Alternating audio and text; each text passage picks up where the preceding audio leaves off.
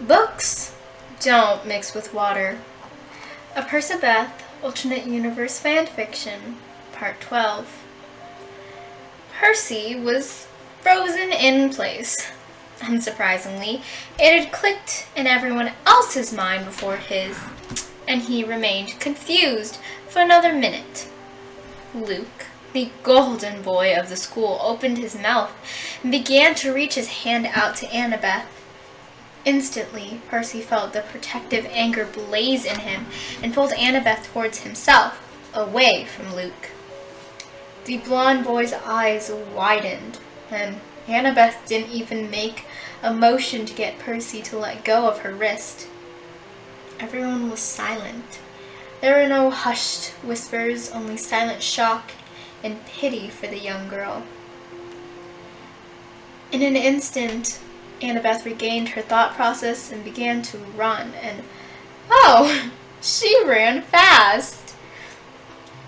She pushed past the principal and Luke, shoving the latter far, far away and into a crowd of people who just sidestepped and allowed him to fall to the ground.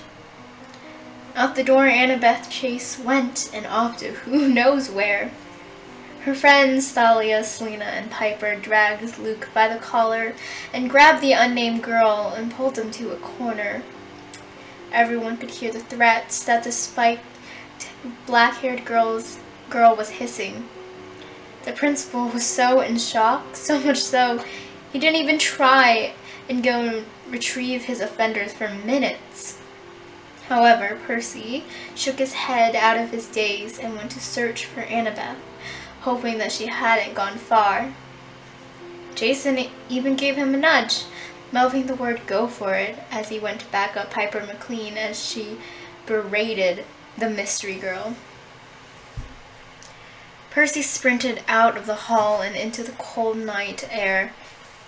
He was rather glad his mother had forced him to bring a jacket, for it was a chilly night. His sea-green eyes scanned around for the familiar curly blonde hair. Luckily, she didn't get far, and Percy could run up to her. Unluckily, her thin, strapped, and short dress was providing her no warmth from the wind.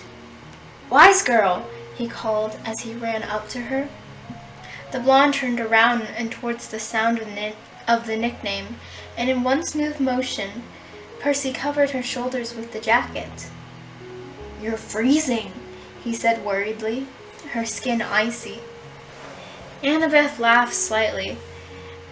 "It's cold," she said obviously, and she burst into a shiver. Percy wrapped his arms around her, engulfing her in his warmth. "Wow, I didn't know that," he said sarcastically. Annabeth huffed into his shoulder. "You're warm." That made Percy laugh again. Apparently, the all-knowing Annabeth Chase became that less of a genius when she was cold. "Wow, stating the obvious, are you?" he said with a grin, because, he was hugging her tightly and very much enjoying it. "Who knew you were so sassy?" Annabeth retorted. Her mouth was moving upwards in what he hoped was a smile. "Come on, let's go to my car. You need to warm up soon, and eventually I'm going to be a popsicle too." Percy held her tight as he migrated them to his car and unlocked it. She climbed into the passenger side and immediately turned up the heat, her arms crossed over her torso and on her opposite upper arms. Percy closed his door, and the last gulf of cold air was killed by the warmth of the car. "Did you really think that it was a good idea to leave without your jacket during weather like this? We live in New York," Percy reprimanded her, feeling either an odd sense of déjà vu or at least the feeling of the roles being reversed. Annabeth rolled her gray eyes, which were now more pronounced with makeup. "I wasn't thinking when I left." "Wow, that's a first." "Shut up." Despite that, both teenagers had smiles on their faces, their nights slowly going back up. Sighing, Annabeth covered her face with her hands. I seriously can't believe that just happened, she groaned. Based on her not-so-smudged makeup and lack of sniffles, Percy guessed that Annabeth was not crying, though, honestly, he was kind of bad at gauging stuff like this if he was being honest. The green-eyed boy placed a hand on her shoulder and began to rub it consolingly. How are you feeling? Mad? Jealous? Sad? He said gently. Annabeth lifted her head and looked at him, sighing deeply. Actually, none of the above, she stated blankly. Percy, though, almost smiled at hearing the test answer-like statement. And more so disappointed and betrayed and honestly embarrassed, Annabeth admitted, leaning her body towards Percy and resting it against the console of the car. Percy looked at her, his jet black eyebrows and green eyes crinkled up in confusion. Annabeth sighed and ran a hand through her blonde locks, which Percy was just now realizing was straightened.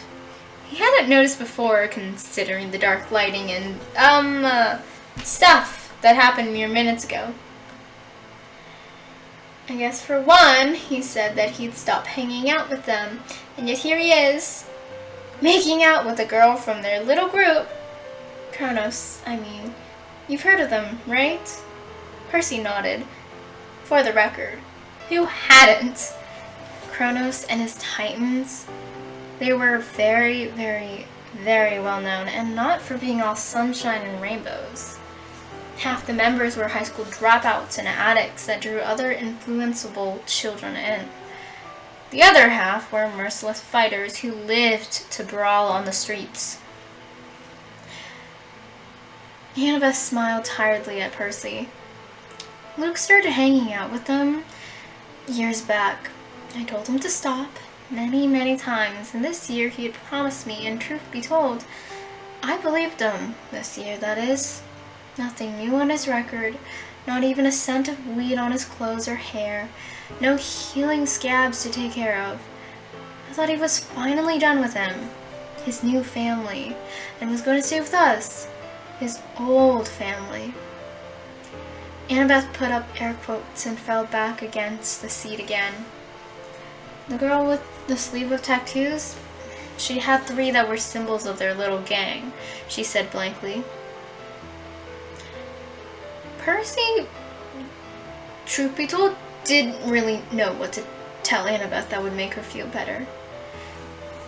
She wasn't crying, so it wasn't the stories where they told you to apply ice cream.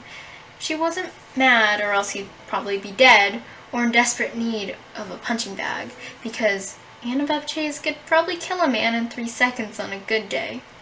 The blonde was just tired and defeated, and Percy, who already didn't know how to handle girls, was beyond lost. Wow, I'm sorry, he said awkwardly, and definitely sounded like a loser. Annabeth cracked a smile. You don't really know what to do you? I'm so lost. I'm not surprised. I want to help. How can I help you? The 17-year-old girl just smiled and looked at him and sighed again. I'm not even sad. It's not even my heart that's hurting, which is surprising, actually. But, it's not even my feelings that are damaged. God, okay, this is gonna sound terrible. She looked at him with gray eyes, asking if she could explain. Percy gave her a motion that said, by all means, do whatever you want, since whenever do you ask for permission? Somehow she was able to read through the flapping arms perfectly. It's my pride. That's the thing that's bruised. I feel embarrassed because I'm that cliche girl now, I mean, on Monday everyone's gonna whisper about how I'm that girl whose homecoming date ditched her, got caught and suspended, because God, that's exactly what's gonna happen, and was making out, hard by the looks of it, with some other chick. Annabeth gave out a humorless laugh. My pride, that's what's damaged. Annabeth slumped. Percy leaned over the console and grabbed her hands. It was kind of awkward. Her hands were still a little cold, but that went away quickly in Percy's warm hands. That's okay. Reputations are important to you. We know that. We all know that.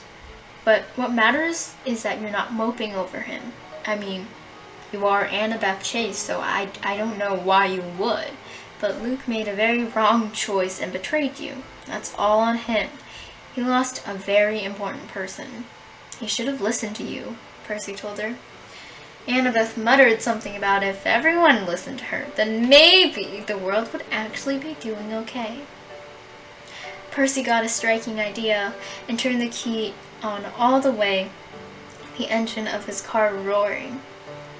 What are you doing? Annabeth said. Her voice was a mix of confusion, annoyance, amusement, and interest. Percy smirked at her mischievously.